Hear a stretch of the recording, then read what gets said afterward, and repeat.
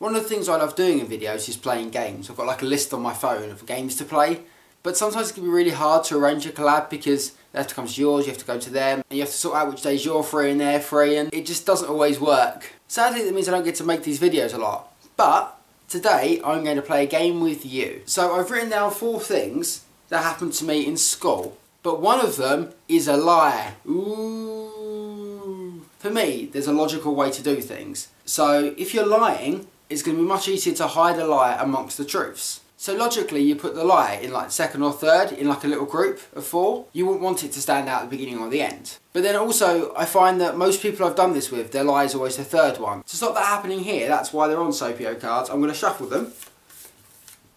I can just pull them off one by one. So what I'll do is I'll read the little thing that's on the card, which is essentially my prompt, and then I'll tell you a little story. And then at the end of the video, you can just write in the comments which one you thought it was. So it's a game we can all play. I broke a centrifuge in class and it was evacuated. So in like year 9, we did experiments with centrifuges. I don't know if you know much about science or centrifuges, but they're like, you put test tubes in this machine and turn it on, it spins it around.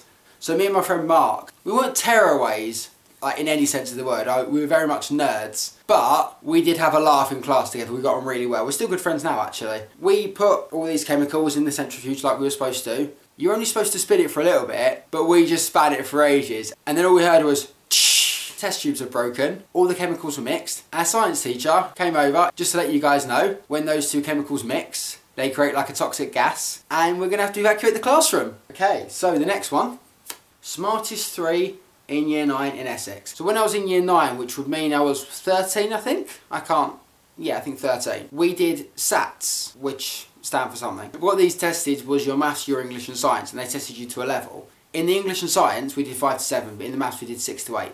So we did the exam, got the results back. Me and 2 of my friends, Chris and John, all had level 8 in maths. And we were told by our school that no one else in Essex had received a level 8 in maths that year, which is great. And my friend Mark was just off a level 8.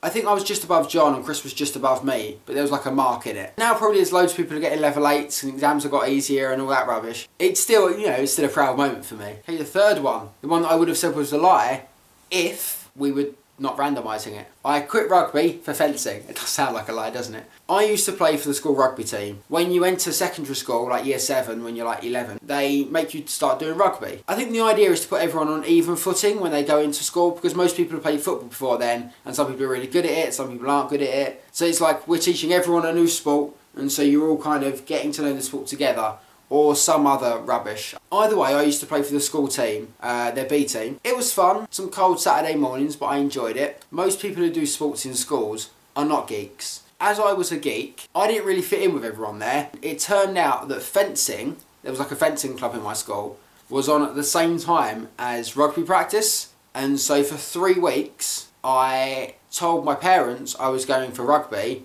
and in actual fact I did fencing, and then I just quit rugby altogether and just did fencing for the rest of the year, and it was so much fun. I love sword fighting. Okay, the final one. A in art for superhero drawings. When I was in year 8, we had to do art. Like, we didn't have a choice in our subjects back then. We were like, these are the subjects you're doing, and you kind of did them all. I actually quite enjoyed art, so I enjoyed the creativity. It's not surprising that I ended up doing Sopio, because I enjoyed sketching and doodling and stuff like that. We had to do a project, which I think was a computer game project. We had to do the artwork for it, like how would we make a computer game, who the characters were and stuff like that. Myself, being obsessed with superheroes and playing a lot of Tekken at the time, decided I would make a fighting game with these characters that me and my brothers used to pretend to be when we were like tiny. And so I drew the characters, but what I actually did was drew a template of a man, and then on every page I copied that template, and then I coloured them all in differently, which is like the worst art for me. Like, actually looking back on it, I just copied all these people. But the teacher, I don't know why, she said that I was well on my way to getting an A for my little sketchbook. And this when it was like half finished as well. So she could see there was just outlines and outlines of these characters. One of those stories was a lie. It was either I broke the centrifuge in class and we had to evacuate. I was one of the smartest 3 people in year 9 in Essex in maths. I quit rugby for fencing, or I got an A in art for superhero drawings. You can say which one you think it is in the comments. I look forward to hearing your answers, and I will put the answer in the description at some point. You will eventually know if you were right, But I'm not going to tell you just in the comments, because that'll ruin it, won't it? Because I'll have top comment because I'm me. It's my video.